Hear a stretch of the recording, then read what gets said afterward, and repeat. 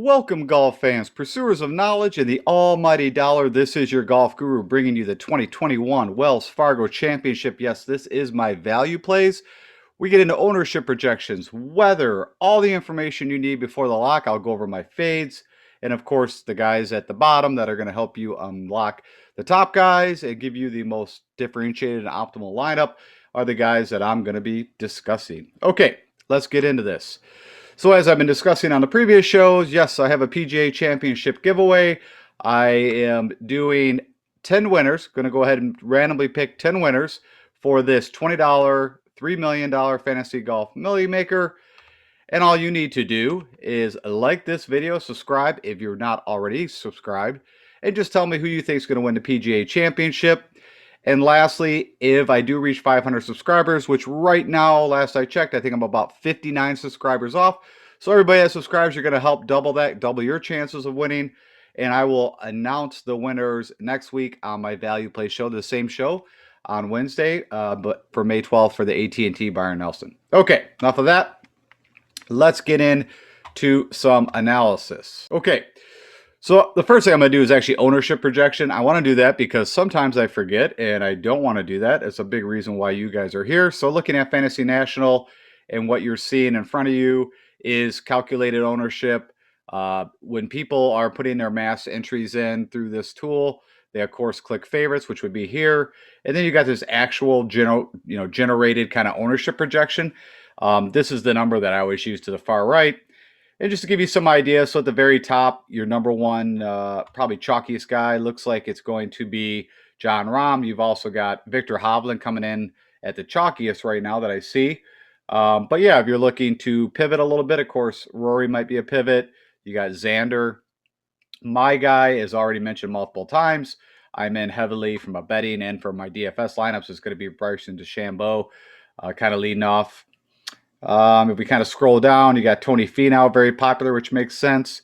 You got Will Z. You got Joaquin Niemann that everybody's been really hyping up, from everything from, history, statistical models and all that. Looks like a good play.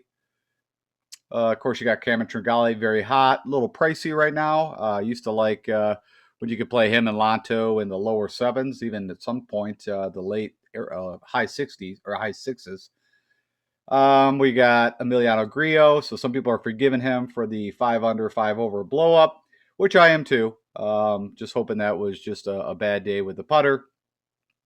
You got Lucas Glover has been riding a hot irons, hot driver, and has been making putts, which has got his ownership up. You got Matt Wallace right now, one of very, very chalky, but I think this is just due to his pricing, recent form, and then what you've got in this area. So, are you going to risk playing? Of course, you're not going to play Woodland. Molinari, he had some past experience in these kind of tracks of doing okay. I like to pivot to Gooch. I am playing a bit of him, as already mentioned. You also got the Matt Jones, but he's also pretty chalky. So you can see why these two guys, Todd actually withdrew. Let's see here. Carlos Ortiz, this is a guy that I'm plugging in a few of my DFS lineups just to let you know. He popped, of course, at Memorial Park at the Vivint Houston Open. And his game, but he hasn't been playing that great. Of course, some people have already forgot about Lanto because of his bad outing. So there's some options in this area. Just keep that in mind. Just seeing if anybody else pops up that looks really chalky. Cam Davis, everybody, from a course fit, even myself, I could see why you'd want to play down there. You've also got Aaron Wise, who we're going to talk about both these guys in the value play area. Johnny Vegas, I don't know about that one, but, good luck with that. And let's see here. Luke List, someone that we're going to talk about. You can see the guys that we're going to be talking about that I've highlighted. Good from a course fit possibility. Tom Lewis, the guy that was on the cover of the start of this whole conversation. I think he could be a pretty good play at that point. So some other folks see that. Vincent Whaley, just seeing if there's anything else here that might stand out. Nope. Okay, so that gives you some ideas from an ownership projection. Okay, let's now go jump over to the guys that I'm going to talk about. Off the bat, we're going to talk about Justin Suh. because he was a late ad and actually was not even populated in the Fantasy Nationals still. Tried to update it multiple times, and I don't think he's going to get in there. There was a few guys, of course, that popped out due to the virus, getting a positive test. But there were some guys I filled, and one of the guys I filled was Justin Sue. Not to be confused with, or, Gim. And it's funny, like if you Google these guys' images, it's funny, the images that'll pop up will be all the different golfers. That's actually not Justin Sue. But a little bit of information about him, if I remember off the top of my head, I've talked about before. He came out with the phenoms, right? You had Morikawa, Wolf, Hovland, and of course Sue, who was supposed to be, touted a great college career at USC, but has not had the success, of course, as the other guys have, and everybody was kind of expecting that. But he is at 6,100 on DraftKings. I think he's 150 or 200 to 1 to win. So someone that you might want to look at. But little side note too is, from my understanding, he needs a T8 or better at this tournament, or he's ran out of his sponsor exemptions he can do. So he's definitely got motivation. Now, what will that do? Is that just more pressure? But if we kind of look at just some past, and there's not a ton of information we have here, but I just wanted to cover, he's had a pretty good showing. We don't see a lot of the stroke gain analysis because these are the island courses, right? The Corrales, you got Puerto Rico, but some nice finishes. Total, shot gain looks pretty good. The one that we can look at and reference, which is the Farmers, the last that, was stroke gain analysis data. That is at Torrey Pines. It was a comp course. It looked like he's done everything that I would like. I like to see that the putter, of course, was on pole, but gained 4 strokes. He had a pretty good show at the Shriners. Trying to see, there's really going to be not a whole else lot there. But I just wanted to point him out from a $6,100, play. He definitely opens up the abilities to do some more interesting things at the top or at the 9,000 level. I'm definitely going to be playing him in DFS now. It's a bit of a long shot, but the guy does have talent. That's no question. It's just will apply here. And we don't have a ton of information and data to go off. We just know that he is highly motivated and is, got tons of talent. So just wanted to point that out because he was a late ad. And if you missed it, might be someone you might be a little bummed and say, well, that was brought to my attention. I could have done some more unique things, plugged in some more guys that I wanted to at the top, knowing that, we've got an up and coming talent like a Gim, that could have helped me. Okay, enough of that. All right, so what I've done, of course, as I typically do, is I'm going to talk about 16 guys. I'm only going to be picking 5 of these, but these are the guys as you get below 7,400, 7,500, typically have lower ownership projection that I think are, could be playable. And then I'm going to pick the 5 that I like the best and give that over to you. And kind of the same thing I did for my picks. It's, we're looking tee to green over the last 12 rounds. The only filter I have turned on is Bermuda. I want that so that reflects here on the putting stats because I do want to see on their putting splits how they do. And then over here, these are the 5 key stroke gain categories that I'm looking at. Of course, distance, putting, approach. These 2 key indicators, the proximity from 200 out, shown to be, there's a lot of shots that are going to be hitting from that range. And then, of course, 8 par 4s that are 450 to 500. See how they do there. And then you can see tournament history and recent results. So we look at Neesmith real quick. Pretty good form. Made 4 of the last cuts. I'd say the ones that are most applicable. You can look at Valspar and Honda. From a somewhat course comparable. From a stroke gain, he has been increasing. Typically, has never been a problem so much from the tee to green. It's typically, as you can see, this putting issue. If I go click on Neesmith, just to give you a little further information, you can see his putting splits over his career. Bent is his best. He loses a fraction on Bermuda. There is going to be a little wind. I am going to talk weather, but it does show here in his past history he can gain a stroke on the field if it is super windy, is what that is pointing out. But again, the putter is where he's had his problems over the last 45 events. On average, does not gain. He did gain at the Valspar stroke. And, of course, you can see here, pretty good tee to green. If we go look at some of the comparables, like the Arnold Palmer, he's got a couple miscuts. If we look at the Farmers, that's actually only 2. He had a 48 and a 30th. The Genesis, the course, again, I'm going to say multiple times that I think is a great comparable course. There's definitely some similarities of guys that have done well there or won, like a Max Homa. You could look at DeChambeau's had success at both. The Finaus have had success at both. I was going to try to sit and do a breakdown comparison like I did RBC versus Copperhead Innisbrook. The problem is because the database breaks it up, as I kind of showed, like because of the PGA right in the middle of 2017, I can't get a real good understanding or clean to be able to do comparisons. But when I looked at it, some guys did cross over, that do well at both. And those are the guys I mentioned. Even Bubba Watson will show up. But anyways, just again, side note that I am going to be referencing the Genesis pretty heavily. And while I was blabbing, so he had a 20th recently, so that's a good show. We got the Houston Open. Again, I want to look at this 2019, not this one. It's Memorial Park. Miscut. I don't think he's played a WGC event, and I don't think he's been at the Masters. But Sanderson Farms, I did see that pop up. And he had a 17th recently. So there's some positives there from a comparable side. He can play in the wind. It's just the putter with Neesmith. But again, for the price, it's not a bad play. Sebastian Munoz, my rule of thumb has always been if he was 7,000 or below, you just play him and he would typically 10x your value. Munoz has maybe fallen off a little bit since then, but you can see, the stroke gain, he's still in the green. He had a cut at RBC, but, showed up at the Masters, which is somewhat comparable course. Had a T9 to Valero, missed a cut at Arnold, but again at the API, one of the comparable courses, made the cut, had a decent showing.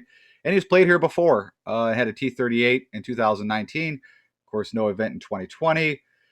And if you look, what we want to see is yellow to green here for these. And, he's doing a really nice job with the long irons or long approaches from 200 plus. He's managing those 8 par 4s we need. And again, this is over the last 12 rounds. I want to verify that. Yep. Just so you can see sample size that this information is pulling from.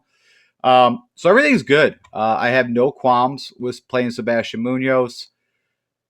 It's typically, again, the putter, but as you can see, over his history is gaining. Again, that's not much. Don't let that fool you. That's not a stroke. That is less than a 0.10 of a stroke. But you can also see when it's average difficult courses, he does pretty well.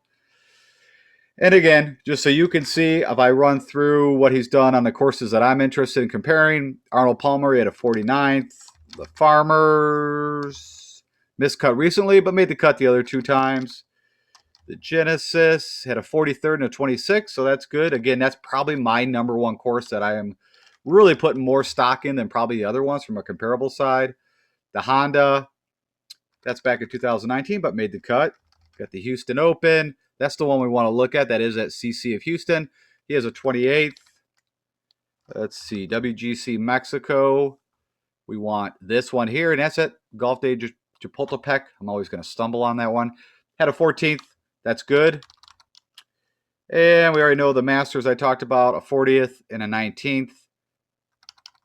And Sanderson Farms. So he actually, that I believe was his first victory on tour in 2019. Has done very well there. So funny enough, I'll tell you guys right now, he was not my number one or one of my value plays. But funny, I didn't actually go through all that detail with him. Just kind of glazed over him, but knew that he was someone that would interest me at that price tag. But, I will probably play him a little more than I was expecting in DFS. I'm just going to state that right now. Projected ownership, I think he's kind of fallen a little out of, favor or, one of the hot guys to talk about. But yeah, I think he's very viable for someone to look at. I'm going to tell you right now, Aaron Wise is not up here because he is one of my top 5 values. He is here because I'm fading him. And this is exactly the same as the Doug Gim call last week. It is a coin flip. There's things that point to why you should play him, and there's things that point to why you should not play him. And what really just kind of just got me to where I'm going to fade him is I've just got to watch him a bit, and his putting is god awful. It looks like when you watch that Justin Thomas at the Valspar over and over and over. You can also see he does not manage the 200 plus out proximity. Remember, there's 156 guys in his field. With some of the guys dropping out, some being added, I'm going to state that that's probably still pretty similar. But he's bottom tier on the 3 out of the 5 categories that I really want my guys to do well at. Typically very good tee to green, but you can see the putting, but he's, not so good when it comes outside of 200. Now, this is why people are playing him. You can see almost 9% projected ownership. It's also the price point. I get it. He's had, a good showings here, but that was, over 2 years ago at this point. If you look at the recent results, you got a mixed bag. I don't think RBC Heritage is a good course fit for him. You can see these two probably fit him better. His last showing that he was actually somewhat impressive. Came out really hot on Thursday, Friday. I don't know if he was leading. We'll have to look at that. But yeah, I know he came out low. Made the cut at the Players, tough track. But the Arnold Palmer, which, Bay Hill, I think is a good comparable course, missed. Let's go look at, again, some of his comparable courses. You can see, again, the putter's a disaster. If it does blow, it's probably, he does better in calm. But it shows here, over the past history, he can play in some difficult courses. Again, over his 87, tournaments, again, just always bad with the putter. You can see here, this was at the Waste Management at TPC Scottsdale, which is Bermuda, par 71. He lost 10 strokes putting. So maybe a bit of that. And I think I will also say there's probably a little bit of bias here on my part. I know that I rostered him in a couple spots not too long ago, thinking great fit for him, and he just blew up. So I'll also put that in there. I'm always full transparency. From my view and perspective, there could be a little bit of that. But let's just go look. Let's let you guys make your own decision. So missed the cut at the Arnold Palmer, but the previous couple of years, made the cut. Ended up in the 40th. Again, it was the putter let him down around the green, is what hurt him. We look at the Farmers for him. This is again Torrey Pines, 2 missed cuts. The recent results, but way back in 2017, didn't make a cut there. If we pull up the Genesis, again, if you remember, this is the course that I probably weighed the most weight for me at Riviera, and you can see miscuts the last 3 years, never made a cut there. So that was probably the big tipping point. But if you go look at the Houston Open, but this was at not CC of Houston, this was at Memorial Park. Great showing across the board. Actually gained putting. What was I don't know if it shows the surface. No, it didn't. I would guess that would be Bermuda, but I don't know for sure. So I will not pretend like I do. I was just curious. We do know that at the Honda that this was Bermuda. So the last time he actually gained strokes, but you can also look and see he also lost strokes on Bermuda. So not really a whole lot we can make out of it. WGC. Now this was interesting to me. I do also think this is a good comparable course. This is at Golf Day Chapultepec that I'm, again, love saying that. He had a 19th. Again, that's a while ago, but, I think his game maybe mentally and from a swing perspective was a little better back in that time frame. We look at the Masters. He had a good showing. The first, the one and only time he played there, he had a 17th. So, you could look at that as a positive. And then at Sanderson Farms, he's made 3 cuts, of course, and that's CC of Jackson. So, like I said, you could sit and make a kind of a little bit of an argument either way. Where I'm coming from is those big misses at the Genesis, what I've watched recently, missing these categories. I'm going to go ahead and fade them and let you guys, do what you want with that. Okay, Cam Davis, a lead off the tee. He can manage, so he's, the upper 50% of the 2 other categories. Of course, the putter and approach, that's just, of course, been recent that his irons have been a little sideways. I'm hoping that gets a little better. When his irons are doing well, of course, as almost everyone, that's going to help you improve your putting and, of course, around the green because, well, you don't have to chip as much. And you can see he's had some decent kind of misfires. And it's kind of funny, like RBC, I just don't think would be a good fit for him, but he had a 25th there. The Honda is a good showing. The Players, almost like the RBC, I see would not, again, not be a fit. But Valspar should have been okay, and that's the most recent one. So that, that's a little tricky. He's played here once, missed a cut. If we go look at Cam's also courses, you can kind of see does well on in difficult conditions. Again, actually plays very well in the wind. Being an Aussie, I believe, if I remember that correctly. All right, Arnold Palmer recently had a miscut at the Farmers. Let me type that out completely. Made the cut every time. That's at Torrey Pines, and all pretty solid. I mean, nothing to get excited about, but pretty solid. The Genesis. So this is a flip, right? Recently, he did make the cut. Shot a 43. Was playing a little better at that time. You can see his irons were doing well, but again, the round of green and putting was struggling a bit. Miscut in the previous. I'm just seeing it's kind of funny. Where he should do well off the tee, he did not. But that's the Genesis, so it's kind of a mixed bag either way. I like this. PGA National at the Honda. Made the cut every time. 8th best finish. Houston Open. He at Memorial Park, which we're not counting, or at least I'm not counting. He had a 68, but miscut actually when it was at CC of Houston. Don't know if he's ever played in a WGC. That is incorrect. I don't think he's played in the Masters. And lastly, Sanderson Farms. This was good. He had a 6 in 2020, a 28th, and a miscut way back. Let me just confirm. I just want to see. Yeah, it's Bermuda, CC of Jackson. So again, good comparable there. Okay, enough about Cam Davis. I like Cam Davis. As you saw, projected ownership for Johnny Vegas. I just haven't seen. Let me just pull up. Yeah, I mean, I guess Corrales, but we just have no stroke gain data there. Whenever I see the island courses, it's such a weaker field. Definitely can get windy there. So it does say that you can play in the wind, but it doesn't really say when you're playing against the field that we have here for the Wells Fargo. It's not comparable at all. But what Johnny Vegas typically does do well is he can hit the ball far, sometimes not accurate, but you can see his putter is not good. The other categories, we'll call them C's, average, comparative to the field. But I think while a lot of people are looking at him is his past history here, and it has been improving. So that's a nice trend to see, 76, 53, 42, and then an 8th a couple years ago. Let's just go take a look at Johnny Vegas. Putter's bad, but as I said, can play a little bit in the wind. Let me check Arnold Palmer. So he's made the cut there quite a bit, but it's been a little bit ago. The Farmers, miscut.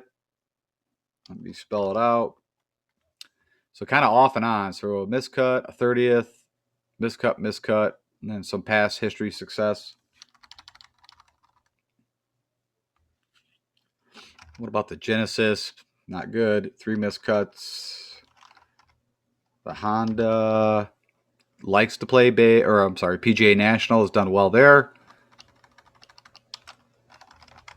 Houston Open, I'm not counting that 44, but the miscut at the course that I do care about. WGC Mexico. So that. I mean, it's older data, but that is the course I'm looking at. So it's done pretty well there. Has he ever played in the Masters? 2018 had a 38th, 2 miscuts before that. And then Sanderson Farms. Best shown was in 2015 at a 4th and then 2 miscuts. So do what you want with that. But Vegas is not my top 5 plays. I could see why you would play him, but I just haven't seen a whole lot from him. Not where he used to be. Tom Hoge was one of my favorite value plays last week, and of course missed a cut, I believe, by a stroke or two. You could see that he's had some decent course history. So played it 5 times at the Wells Fargo. Made the cut 3 times. And then here you go. Kind of a sporadic. Valspar missed the cut, as I mentioned, but not by much.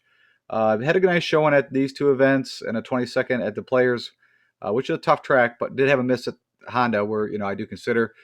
You can see Hoge, not the longest. The putter hurts him, but where he's really good is on approach. If he does get it in the fairway or around it, but struggles a little bit with those 450 to 500. You can kind of see his stroking, tee to green, not bad, pretty well. If we go look at some of his comparables, you can see his putting splits here. Bermuda is his best surface, so it is going to be on Bermuda, but if it does blow, it looks like he struggles. All right, Arnold Palmer, miscut recently, but, our 2 times were pretty well. We look at the Farmers, miscut recently, but a 5th the year before, miscut, 12th. That's kind of odd, right? Miscut or, almost top 10. So I don't know what you exactly can make out of that. Look at the Genesis yet.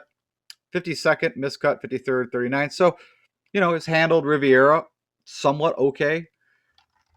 The Honda, not good. 4 missed cuts, only made a cut one time.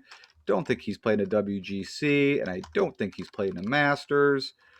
But Sanderson Farms, a 28th and a 39th, and then a bunch of missed cuts. So Tom Hoagie is someone you could consider. I picked him as one of my top value plays last week.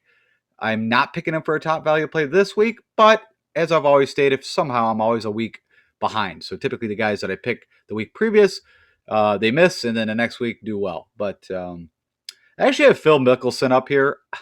I've told you guys he's not my top value play. I am showing to you guys that you might want to consider playing him for this price tag at 6,900. I think I've done one lineup with him, and it hurt. I'm not going to lie. But Phil does quite a few things that can help you from a DFS perspective, right? I've always said from a point or even from a showdown perspective, he can get hot and do the eagle birdie thing, even maybe hit 3 birdies to get you that bonus. But, he's going to come right back with a double and a bogey. Like I said, it's a rough go. But I wanted to show the information, to let you guys make your own decisions. I'm going to tell you right now, as I mentioned, not one of my top value plays. But when I started to look at Phil, there were some things that said, hey, I've got to talk about him and let you guys make your own decision. All right, projected ownership, you can see less than 7%. He does 3 things, well. We already know he's still got great distance. The putter is super streaky, but over the last 3 tournaments, he's, top 1/3 percentile against the field. Really good on approach still. Struggles a bit, 200 plus. And I'd say, you could rank him as dead in the middle for managing these longer par 4s. Recent results is part of, he had that, where he always typically is going to do well is at the Masters, of course. Wider fairways, which I said is a little wider, longer course. So that's part of it. I think there's a good show. Had a good showing at the Hondas and showed up at the Players. So, and this is why I had to talk about him. The guy at this course, again, this is a few years back. I mean, miscut the recent, but he has had a good, course history here. I'm not going to go into any further information. I'm not going to look at all his comparables. I just wanted to point out that he is someone that I couldn't kill you if you wanted to play because I threw him in one DFS lineup. Just went with kind of like a bomber lineup, like a Watson. You got Bubba, I threw Phil, maybe DeChambeau, just, kind of put one of those together. And I said, okay, hey, if I'm going to put him in a lineup, I got at least talk about him for you guys. Okay. Occasionally, I spoke about last week too, and he did make the cut. Actually, at a 29th, he's been playing pretty well. And you can see his tee to green is just, on the way up, up, up. Of course, you can see he's not long comparative to the field. He, struggles with the putter, but his approach has been elite. Can handle, again, like Phil, middle of the pack from 200 out. Maybe struggles a little more from 450 to 500. And if we go look at Cage Lee, let's go look at some comparables for him. Let's see here. Arnold Palmer, miscut in a 42nd, but miscuts the recent. Did I look at Wells, Fargo? So he's played her once, made the cut, but that was in 2019. The Farmers, miscut. That's not good. The Genesis, now there you go. Made the cut every time, which is played, and that's all recent. So that's good. The Honda, miscut recently, but a 38th and a 7th in the past. The Houston, only played it once and miscut. Has he played in WGC? I thought he's been around a while. I thought maybe he might. Never been to the Masters either, but Sanderson Farms. Made the cut 2 out of 3. Best finish 35th in 2018 and a 46 in 2020. So, occasionally, also someone that you could consider. Wyndham Clark. I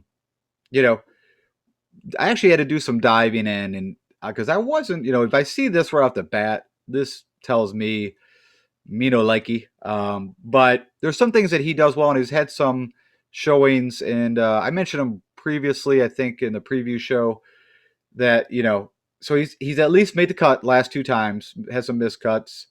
Only played her once, had a cut. But let's go dive into Wyndham a little more. So you see, and I mentioned this, that, he can putt. Now, Bermuda's not his best surface, but you can see gaining a half stroke on both Bent and Poa. Can definitely play in some windy conditions, almost gaining a stroke. You can see, can get a little sporadic here, but, it's got a nice short game, which is odd because when I think of Wyndham Clark, and most people probably do, that know and watch him, you think of a bomber. But he's got more to his game than that. And if we go look at Arnold Palmer, hit a miscut recently, but a 68th before. If we look at the Farmers, he's, a 32nd, a miscut, a 35th. Again, that's at Torrey Pines. And then this is what kind of piqued my interest. And again, I told you I'm going to be weighing heavier on Riviera than probably any other comparable course. He had an 8th recently to 17th, and that's what kind of pushed me over the edge to jump on the Wyndham Clark train. Also, the two key things, his distance off the tee and putter, and he has both. Sometimes in the middle is where we struggle with those irons. Did I look at the Honda? So also the Honda, he had a miscut recently, but he had 11th and a 7th. Again, talking about course fit. That's PGA National. I think is a pretty good one. The Houston Open miscut, but that was not even at the course I really care about. Never played a WGC. I know he's never played a Masters. I will confirm that. Last is Sanderson Farms. And, had a 17th there, best finish, but that was a while back, but made the cut 3 out of the 4 times. So with all that said, I'm going to be playing some Wyndham Clark. And you've seen why I'm going to make that choice. Also low ownership right now. You got Luke List, again, another guy that I picked last week in my value plays. I'm going with him again. The guy is elite tee to green. He missed the cut, I believe, by a stroke. It was almost dead on. I think he ended up even for the tournament. You can see when you get down to 6,800 and from a stroke gain analysis, you're not getting this. This is, if we go look at the top guys, they're struggling to beat this. You can look at his tournament history is good here.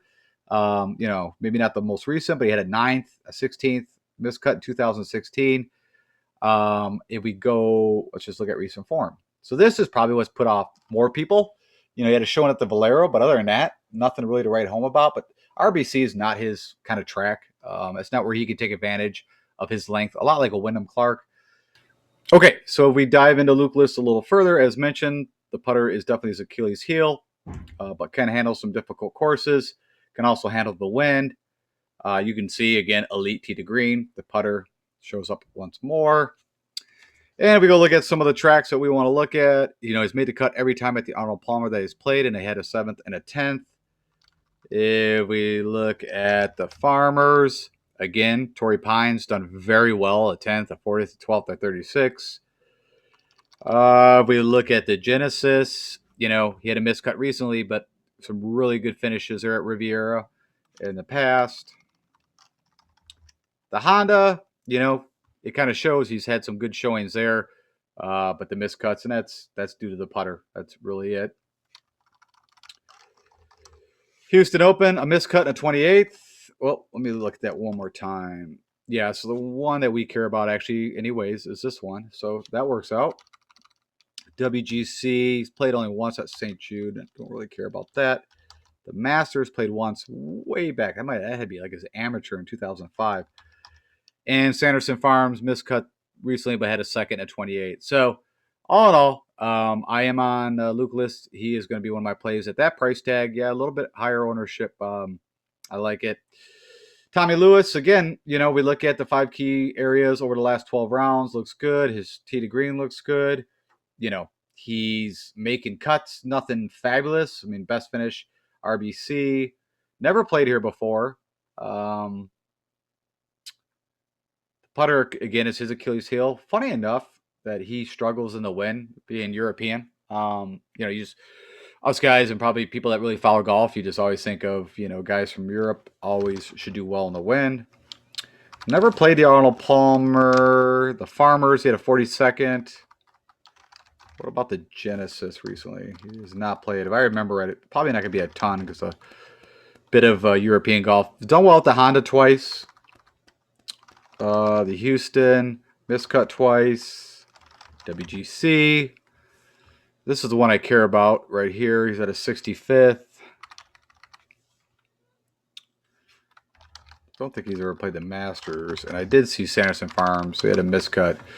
But I like Tommy for this good form recently. Meets the things that I want. good recent results. So again, at this price tag, yeah, someone that I will be playing.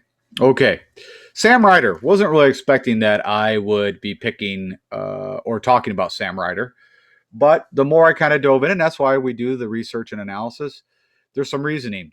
So first off, he's yellow in all these categories, and actually, top 30 percentile against the field and the things I'm looking. I wouldn't think of Sam Ryder if you took this whole field and say, oh, he's 59th in distance, but that is the case.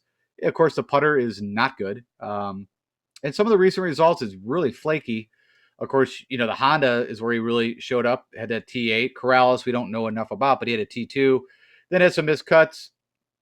He's only played here once and missed a cut. But I want to go into his comp courses. And that's what kind of put me on, it can handle the wind, can handle some difficult courses. If we start to kind of walk through the Arnold Palmer, out of the two, he had a miscut in the 33rd. The Farmers, this was kind of interesting. Again, at Torrey Pines, he had a 10th here recently, miscut in 20, but had a 43rd before that.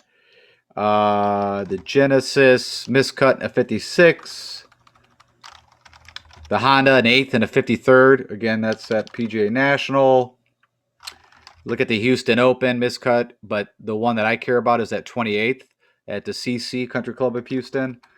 WGC has not played, and I know he hasn't played the Masters. Sanderson Farms, 3 miscuts. So there was enough there for me to at least bring him to your guys' attention as a viable kind of play down here. Also lower projected ownership. Of course, Harry Higgs, it's kind of funny. I thought Harry Higgs from a distance standpoint would have been higher than 73rd. We just think he's a big guy, hits the ball a long way. He is in the green. You can see he's on kind of the downslope from tee to green over, last month of April. I guess his height was back in March. He was gaining 10.8 tee to green. But, he's yellow. There's no red. And he's got a green on putting. So a little better putter, which is funny. I always just flipped that in my brain. I thought where he would struggle was with the putter. But over the last, again, 12 rounds, that's not been the case. Never played here before, and we just go take a quick look at Mr. Higgs. Bermuda is his best surface. Can handle the wind. Arnold Palmer, he had a 42nd recently. We look at the Farmers, a 9th and a 65, but the 9th was back in 2020. 65th recently, but made the cut. When we're down in this area, that's the key word we're looking for. Missed cut at the Genesis recently. The Honda made the cut and had a 19th and a 58th. About the Houston Open, miscut. And WGC, nothing. Never played the Masters. What about Sanderson Farms, miscut? So, again, Harry Higgs, someone that I think, you could see. And, again, you could see this kind of, he kind of hit his peak here back, I don't know, that would be summertime of strokes gain. And then, it's kind of dip. But, someone that you could look at. I brought Bramlett up. He does one thing very elite, and that is the driver. And I just wanted to give you guys a little look at him. This was also it. So out of his last 5 events, he's made the cut 4 out of the 5. You got a Corrales thrown in there. So do what you want with that. You got the Puerto Rico. But, the Valero and the Valspar, good fields, tough tracks. Struggles a little bit in this area, but and I don't know why the putt. We'll look at him just so you guys can see from a putting perspective. So he's nothing's on the positive side. Can handle the wind a little bit, and you can just see the putter is typically what hurts him, but pretty good around the green. And tee to green is in the green, so I mean there's some viable stuff there. Take a look at. He's never played Arnold Palmer. Has he played the Farmers? So recently he had an 18th there. Maybe that's what also kind of popped up in a 45th. Again, Torrey Pines. The Genesis had a 51st and a miscut, but that miscut I don't really care about so far long ago. But made the cut once there. The Honda, a couple miscuts.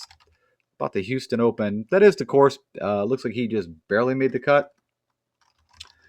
WGC, never played the Masters, and Sanderson Farms had a 44th back in the fall of 2020 and a miscut. So just someone to bring. Of course, Akshay Bhatia, This guy, you know, he can go out. He's actually, I think I played him. When I see actually, I think of a guy that is just very talented, but so green. I think he's 19, maybe 20 now. He can, you know, go 5 birdies in a row and then just blow up, and you know. So where I was going with all that, not a terrible showdown play, Akshay Bhatia. Also not bad to bet on for a first round leader or any round leader.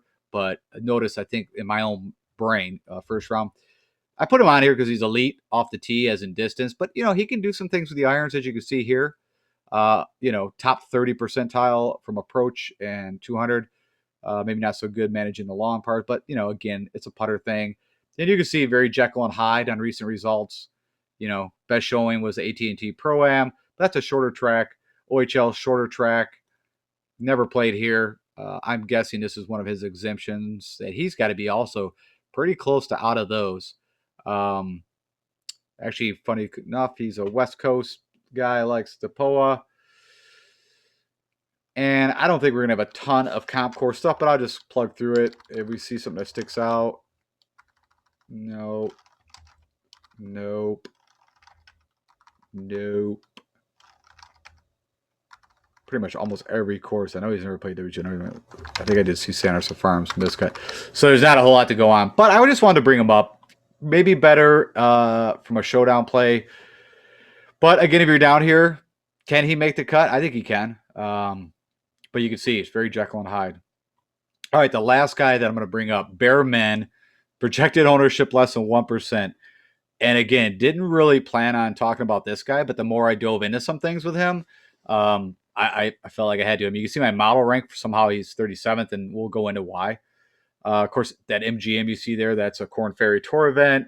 But he did make the cut recently at Valero. Other than that, he had some miscuts. But this is part of it. This is the only reason. But, 2017, we're going to go. Oh, that's Eagle Point. I didn't even think about that. So we can't really even count that. But he did have a T9 here way back. But again, that's before they made the changes. But what he does do well is he can hit the ball a long way. Not a terrible putter. Below average on approach. But somehow can manage these long par fives. And also from 200 out, he does well. The reason why I also wanted to show you was if we look at some of the comparable courses, can gain a little on Bermuda, gains on POA, can play in the wind, does well. And that's what I was kind of noticing. Funny enough that this guy kind of shows up on the tougher tracks. So we look at Arnold Palmer at Bay Hill, over the 5 times he's played, he's made the cut twice. And again, that's not the real reason. But I just want to look through all these. The Farmers, again, this is way back, but, he's done well, but missed a lot of miscuts since. Look at the Genesis. So this is what was interesting. Now, again, this is back 2017, but I told you I'm putting a little more emphasis on the Genesis. It's done really well there at Riviera. Again, pretty old data. We look at the Honda. A couple miscuts recently. Nothing on the Houston Open. WGC, that's a while ago. The Masters, played once. It's a while ago, 38th. About Sanderson Farms. So again, a lot of stuff we got on him is a little bit older, but I just thought it was interesting. For Bearman Price, if you're getting a little wacky up at top, could be someone. I will tell you right now, I actually did put him in a lineup or two. I think one, I did a crazy kind of lineup up top and plugged him in. Hey, golf is funny. You never know. But anyways, that's kind of the analysis part. Let's go jump over. I'm going to summarize or sum this up for you guys, and then we'll get out of here. Before I go summarize, I forgot. I do want to just talk about weather, and it is going to be fast. Of course, I use Windfinder. The place that I could find closest to the course was Charlotte Douglas Airport, probably something like 15 miles away, but still relatively. This is being recorded about dead noon Eastern on Wednesday, May 5th. And just to give you guys an understanding, you've got nothing to really worry about. I mean, it's funny enough, it looks like the early tee times could deal with some wind, which is typically not the case. And it looks like it's going to calm down. So that's something to think about, but nothing, I wouldn't worry about changing your lineups, or I would only maybe from a showdown perspective, maybe that influences your decision. And again, of course, you want to keep an eye on this. It's not a ton of time, and we were less than 24 hours from tee off. But keep an eye on it. Friday is going to blow in the afternoon, it looks like, but sunny. It looks like you're going to have a little wind again. And I already, I'm going to play a clip when I talk about Webb Simpson. The course he's already said, this course is going to play fast and firm. With this kind of sun and wind, it's going to be interesting. These guys, I think, are going to have a very tough test. We'll see how that all shakes out. The previous tournament that Max played in, as I mentioned, they had quite a bit of rain, and so they were able to, fire out some pins that I don't think they're going to be able to do this week. Anyways, windy on Saturday a little bit, but sunny. And then on Sunday, I noticed it's going to really pick up again very early out. But what it's showing now is it could be a very interesting finish, especially the last 3 holes of the Green Mile. So we'll see how that all plays out. But that's your weather update. Of course, I just really bring this up just to show people that are new that if you are doing Showdown, it is a big thing. Weather, can definitely cause you to win or lose if you don't kind of keep an eye on it, because a lot of guys do pay attention to it, and gals that are doing Showdown. Okay, enough of that. Let's go summarize. Okay, so my top value plays, and we've already kind of talked about these guys. Wyndham Clark, good off the tee, good putter. We're going to need his irons, but, can play these tracks. And, I think it's a solid play for down at that kind of price tag at the top 6,000s, I think, or 7,100. You got Luke List. I think, again, elite tee to green. It's all about the putter. You're going to notice a theme here. I like guys that can, hit the ball, got distance, but are going to struggle with the putter. And all we can hope is that they get a hot putter.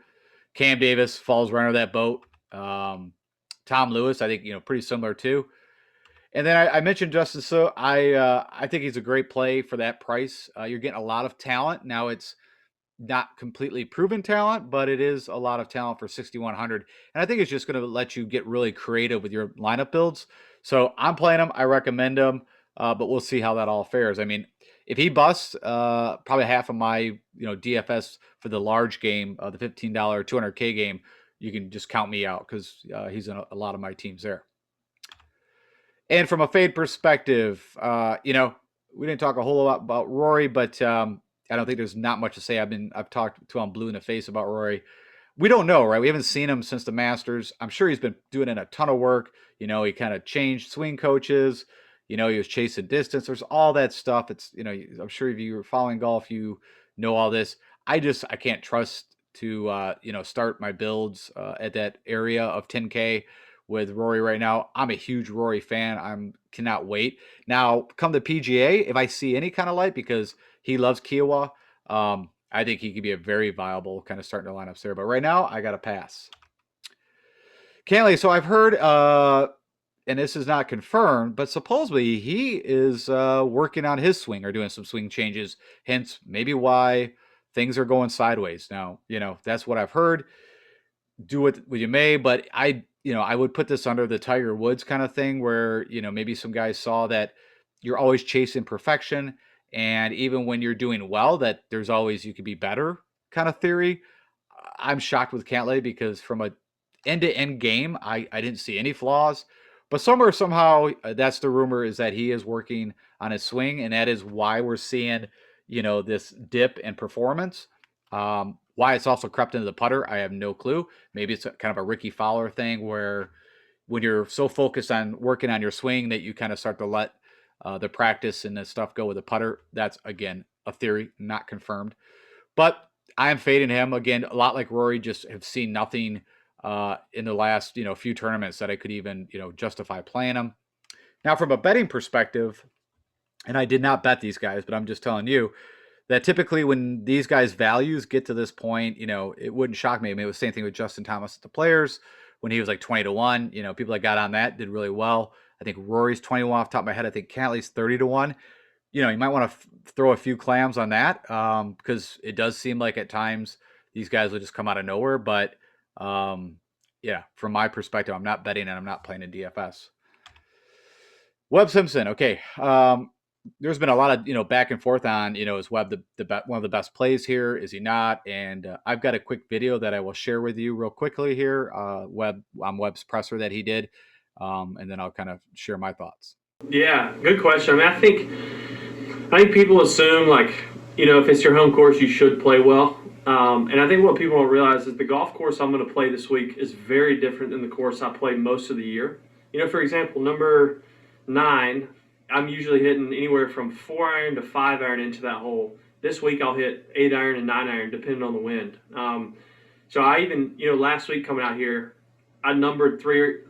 I numbered 4 balls, 1, 2, 3, 4, and started hitting tee shots on a few holes because I know this week my lines are going to be different with kind of how firm it is, and so I relearn the course a little bit every year. And so I think that's one kind of misconception, that I've got a lot of advantage. I think I have a tiny advantage. I mean, I really do. I think guys do such a great job in their prep work here Tuesday, Wednesday to get ready, that there's not really such thing as local knowledge. And especially, I don't play here a ton. I mean, this is my home track, but I'm not. It's not like I'm busting 100 rounds a year. I'm probably playing once a month, 18 holes straight. So I think that's one thing. There's expectation that I should play well because it's my home course, but it's hard. It's hard. It's a hard golf course. I still got to go out and hit the shots. Okay. So in short, I think a lot of expectations are put on Webb Simpson, as you kind of mentioned, just because, he is a member at this place. But, I don't see this course, and maybe he picked this course because it's not his comfort zone. It's not Wyndham. I mean, and also, he's kind of funny where he has, I think, multiple homes and belongs to probably multiple clubs. This one here, it's kind of a quinky dink where, as you mentioned, he maybe plays, a handful of times a year. I don't just this course is just not fit. Now, can he does do what he does? But he also, it's a lot for me, is he's not. I mentioned this earlier. He's not doing the things that Webb needs to do to compete, and that's, he has been a little wayward with the drives, and he hasn't hit a long. So you got to be very accurate. He hasn't been as good with the long approaches, and he hasn't been as good with the putter. So with all that said, I don't see the course fit, and I don't see enough of advantage that I would have to play him here. So I'm going to be fading Webb. We'll see. Maybe that comes back out of all of them. Maybe that's the one that could bite me. Tommy Fleetwood, I've been out, I put him almost in the Phil Mickelson camp. I did mention him in the value plays, but yeah, I'm not playing him, and I'll be fading Tommy until he shows me something. I just can't figure out where Tommy's game is and when he's going to, I think he's 71. I mean, he would probably be an interesting bet because it wouldn't shock me that he could pop out of anywhere. But memory serves me right, he still doesn't have a win on U.S. soil. I know he's came close, and that was in that Florida swing a year or two back. But Ricky Fowler, same thing. I mean, these are not shockers. Even though Ricky, had his breakout win here, has some success, peer, from a T-ball perspective, he could be very alive here. Like I said, I think he's still hitting a driver great. The irons and the putter, even some of the short game, it's just not where. Now, if that all comes around and he's been working on it and it's all good, Ricky could do something here, at least from a, make the cut and be relevant, like top 40 or something like that. And last but not least, I already said with Aaron Wise, this is probably, as I mentioned with the Doug Game call last week, this is a coin flip. But whenever, this is what I've always seen, guys like me or the other golf analysts or the TV personalities, whenever everybody starts touting someone, typically that's the guy you almost want to jump off. And I'm not saying like everybody is goo goo gaga over Aaron Wise, but there's been, from any other tournament, there's been a lot of talk about Aaron Wise and, he's a great play. And like I said, I'm going the opposite. I think from differentiation and lineups, I'm not betting him. I just haven't seen anything there. He's also burned me a couple times recently where I thought was great fits. So I'm off on Aaron Wise, but you guys got to make that call, of course, on your own. And that's it.